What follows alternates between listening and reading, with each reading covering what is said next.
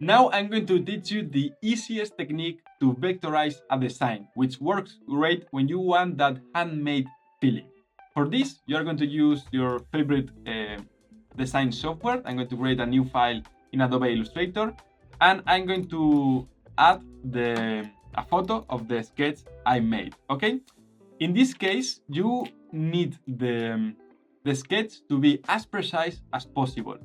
The more precise, the better. And also, if you have an image that's high quality, it will also help you a lot with high contrast. In this case, the color of the paper is very gray. It's a little bit dark, so we need more contrast. You can use for this Photoshop. You can edit in Photoshop and add right here a filter of brightness and contrast, add more contrast, add more brightness, and now there is more difference between the stroke that we want to vectorize and the background. But I'm not going to do it this way because I want to explain you how you can improve the result. Because when you do it like this in image trace, sometimes you get some artifacts like this and some edges that you don't want them to look. In this case, it's pretty good actually. It looks really handmade, as I told you.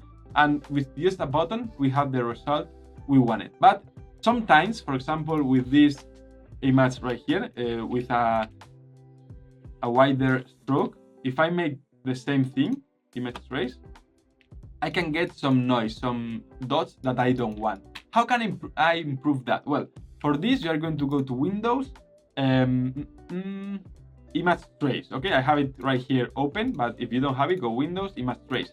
And you're not going to press this button, you're going to use this window right here. So you're going to press preview, so you can preview how it looks. And as you can see, we have that noise. How can we reduce that noise and improve the result? Well, you have these toggles right here. So in this case, the noise can be, if I go back, you can see we have more. If I go up, we can remove it. As simple as that. The threshold is where it's going to vectorize and where it's going to delete the content. Okay, if I remove here, you can see we have the preview.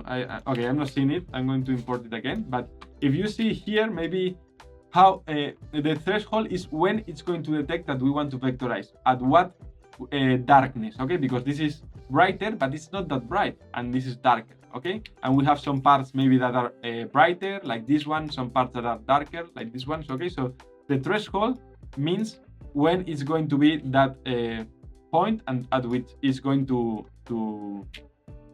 vectorize or delete the background. As you can see, if we move it up, it selects more parts, vectorize. If we go back, then it starts deleting some parts. Okay, as you can see, every time less and less parts are vectorized. Okay, so we have to find the right the smooth point right here, for example, and the paths. It's like how many anchor points and lines are going to be. If you add more corners and more paths, this will look, as you can see, more sharp and more like this. If you go all the way down, it will look smoother. Okay, which is probably what you want. And now that you have this, you can make object, expand, okay, and then you have it vectorized. Okay, you need to press double click, so you enter the group again until you reach the letters.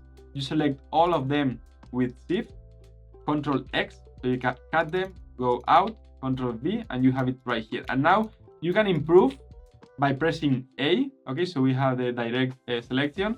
Select each of the anchor points and improve them. Maybe we want to move this a little bit here, or maybe even delete this anchor point and this anchor point right here, and just with the pen tool again, smooth this part out. Okay, so like this. Okay, and we can start improving the design. The result will be defined by the image you take. Okay, so if you have like this smoother lines, the result will be better. And if you use darker ink and it's more precise, also the photo, the result will be better. If here we have some dots and unfinished edges, the result will be worse. So if we make it right here, we preview, we make it with little paths and corners as possible, we reduce the noise, and we have a pretty good feel. So we can expand it Okay, double click again. So we are in the letters, select them, Control X, we go out, and Control G if you want, or double right click group, and delete this, and we have the logo already made. Very simple, and as you can see, it gives a very handmade look because we are actually vectorizing the photo of the sketch we made with our hands. So that's why it looks like this. Okay, so this is very easy, a very fast way to vectorize your logo. Right now, you can scale it as much as you want, and with this you can make anything you need. You can change the color.